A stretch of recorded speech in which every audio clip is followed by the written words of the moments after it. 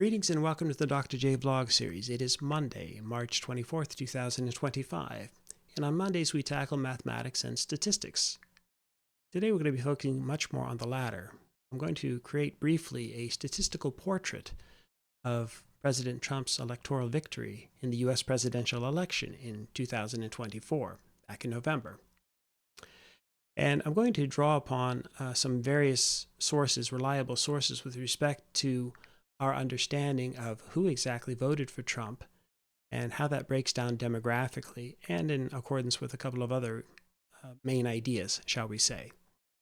I'll explain where we're going to be going with this in a follow-up vlog towards the end. But for now, let's back up and just try to answer the question, what happened from a statistical standpoint in November of 2024?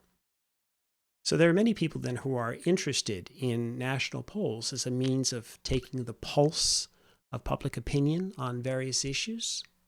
The best such polls can be remarkably accurate in terms of summarizing and describing people's opinions and attitudes within certain error margins associated with sampling error.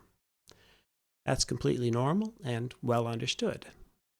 As a result, we have excellent statistics on a range of key issues, from public health data to victimization information to attitudes about religion or politics or gun control or abortion or 1,000 other issues. The best of these data can and have accurately tracked public opinion and preferences over several years and even decades. Some of the best data, for example, in the United States come from the National Opinion Research Center, NORC, based in Chicago. We have fascinating data that span more than a half century. Similarly, in Canada, we have the annual General Social Survey.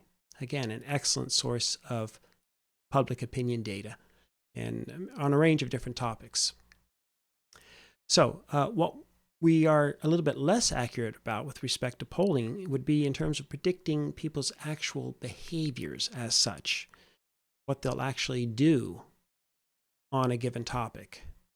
We know that they're more likely or less likely to buy this or that product in general, but we have to always temper our expectations with respect to what they're going to actually do in the marketplace. So it's one thing to have opinions about something. It's quite another to determine or to predict what people will actually do about that something. And that applies obviously in the realm of politics. So a lot of my Canadian friends and colleagues have asked me, for example, to explain why did people in the United States elect Trump over Harris. They have their own opinions, of course, as to what's happening in the U.S., but some have turned to me, often as the lone American in the room, to see if I can provide any special insights. Well, for the most part, I don't really know anything more than anyone else, especially since I'm living in the Canadian, or I've lived in Canada now for over 30 years. I'm a Canadian resident as well as a U.S. resident. And I don't track U.S. politics quite as closely as perhaps I have in the past or when I lived there. And I wouldn't really know any more than anyone else unless I committed to studying the issues a little bit more closely. And I definitely have to look into the national data. So I decided a while back, in light of recent political happenings and what's been happening both in the U.S. and now with an upcoming Canadian election as well, to look a little bit more deeply into the issues. And so that's the topic then of today's vlog, focusing mostly on the statistics that are available, along with some of the national polling data and some complementary sources of reliable information. And that's, of course, what I'm well trained to do in terms of my own professional background with my 2 PhDs, or more accurately, my PhD and my ABD. I need to finish that other dissertation.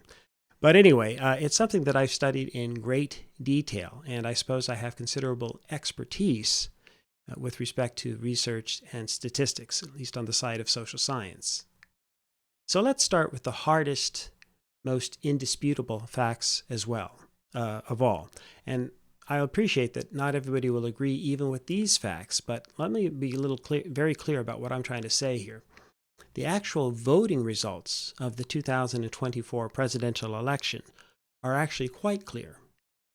And I want to, again, remind everyone that, and especially if you're listening to this in the United States, that the evidence of actual voter fraud is extremely rare. Study after study and recount after recount and legal challenge after legal challenge typically reveal levels of fraud so infinitesimally small as to be insignificant. There are at most a few dozen cases out of millions of votes cast in the last election and in previous elections as well that one can identify. So there can be other errors, obviously, as well, people who mess up their ballots and that sort of thing, but there's never been a single credible source or study of any kind that has revealed anything more than just the tiniest number of fraudulent cases. And the reasons for that are several. Most importantly, by law, the states are required to routinely remove ineligible or deceased voters from their rolls.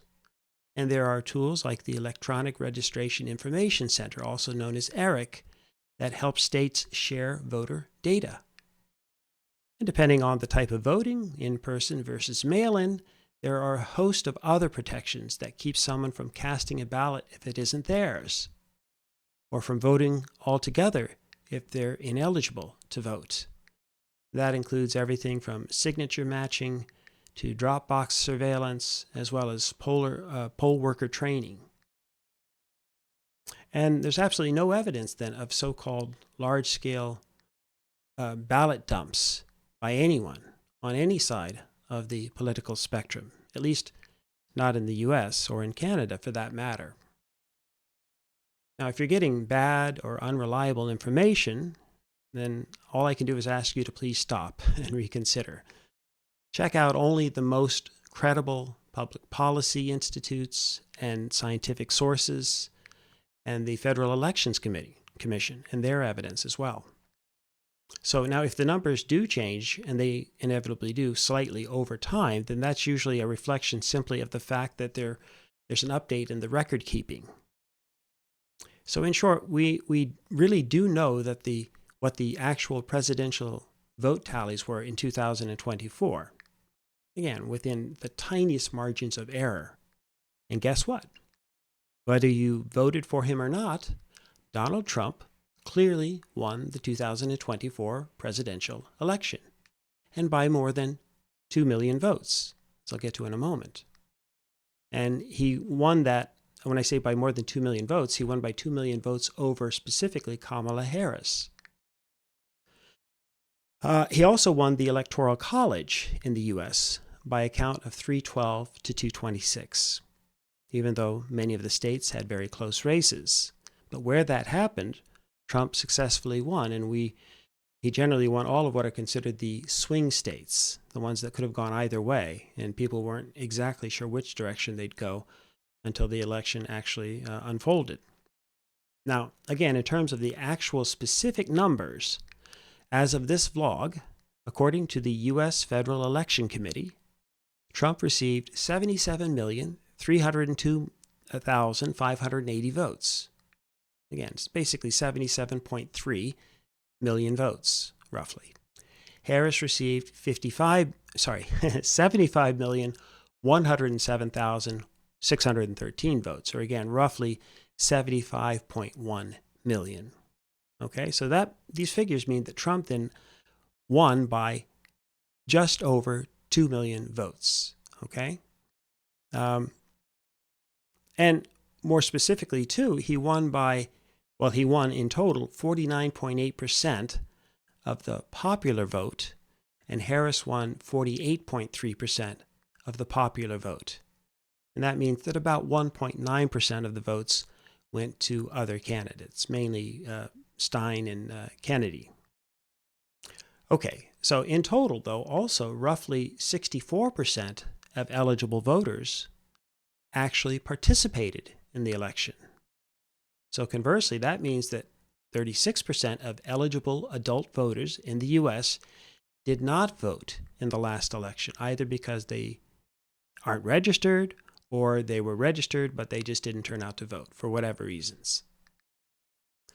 So what we want to tackle then in the remainder of today's vlog then would be from a statistical standpoint, why were voters more likely then to vote? And the evidence reveals they clearly did vote more often for Trump than Harris.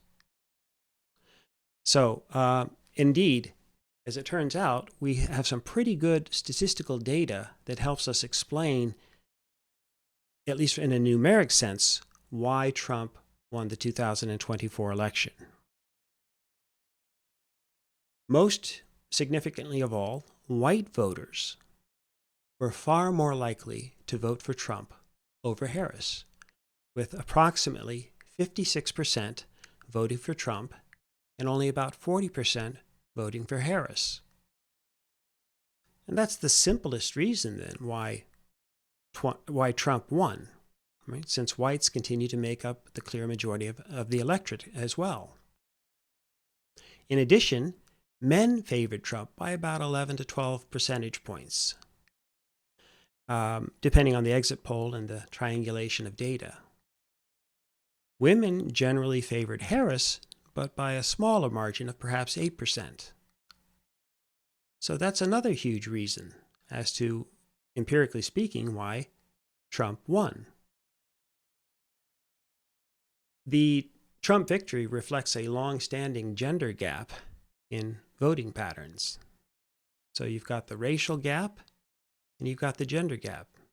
By the way, in terms of the racial issue, it is also true that Harris did overwhelmingly better amongst African American voters as a whole, although Trump made some small gains amongst African American males. Harris did better overall amongst Hispanics and Asians, but again, not clearly well enough to make up the huge gap in terms of white voters. And Trump did significantly better with 45 to 64-year-olds, whereas Harris did better amongst the younger voters, or especially amongst the under 30 crowd. Harris also did better amongst college-educated voters, whereas voters without a college degree were much more likely to vote for Trump. So these are just some of the key demographic factors that paint part of the picture. But then if you were able to drill down further and ask, well, why did people specifically prefer Trump or Harris? Then that's a stickier issue. And that's where opinion polls can certainly help, but not necessarily fully answer the question. And like many people's relationship status, we'd have to say it's complicated. But there are some clear signs amidst all of the chaos. The exit polling data revealed that the main reasons that people voted for Trump over Harris involved a combination of concerns about the national economy and inflation. Trump held a 12-point advantage on the state of the national economy, with 52% stating that as a reason to vote for Trump, compared to only 40% who voted for Harris for that reason. And 52% preferred Trump because of inflation, compared to 39% for Harris.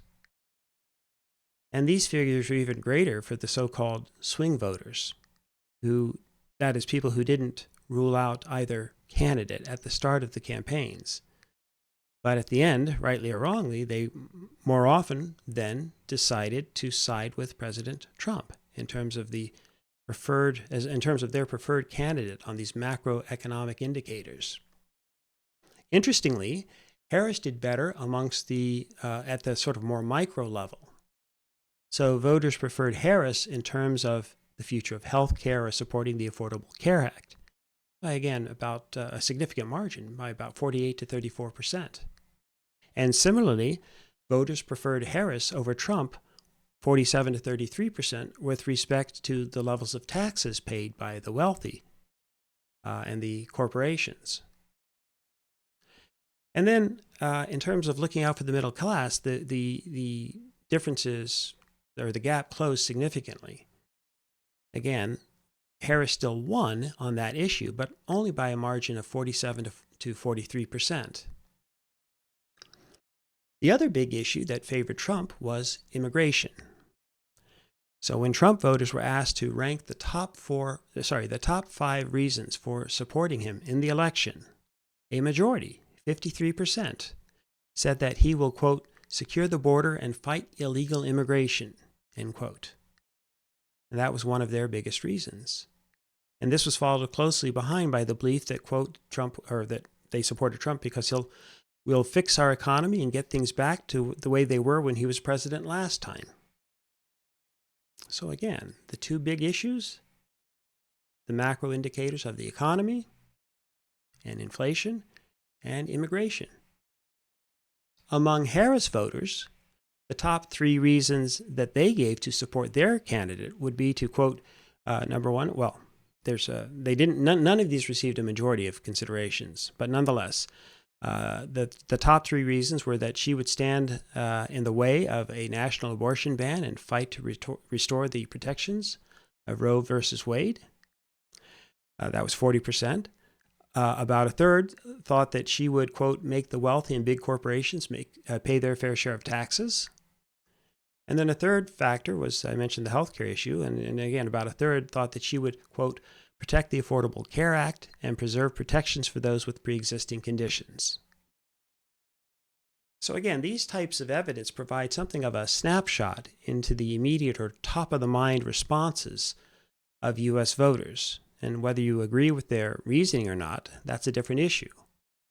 And the reasons for why these specific issues then seem to resonate requires a different analysis as well, including if we look into the different sources of information that people are relying upon to make their decisions. So in short, these are going to be the issues then that I'm going to tackle in this Friday's vlog on human behavior and justifications. So in that upcoming vlog, I'm going to do a deeper dive into the reasoning behind the polling numbers and the statistics to explain the main reasons why I believe Trump won in 2024. Again, we're going to do a deeper dive behind the statistics. So regardless of what one might think about Trump and his administration and their actions, especially since taking over on January 20th of this year, just over 2 months ago, it's also important to try to understand why he was elected in the first place. What are the broader concerns that people really have? What's driving them, both in terms from a rational and an emotional standpoint? And as I say, that's what we're going to try to figure out in the vlog on Friday on human behavior and justifications. So I hope you'll join me for that one. In the meantime, however, as ever, I wish for you and yours to continue to create peace in your lives and nurture love in your hearts, and give someone a hug today, but especially if they're feeling anxious about what's happening in the world these days. Maybe give yourself a hug as well. Anyway, I hope I'll see you tomorrow, where we'll look into music and the arts and take a lighter look into some aesthetic issues, shall we say. Hope to see you then. Bye for now.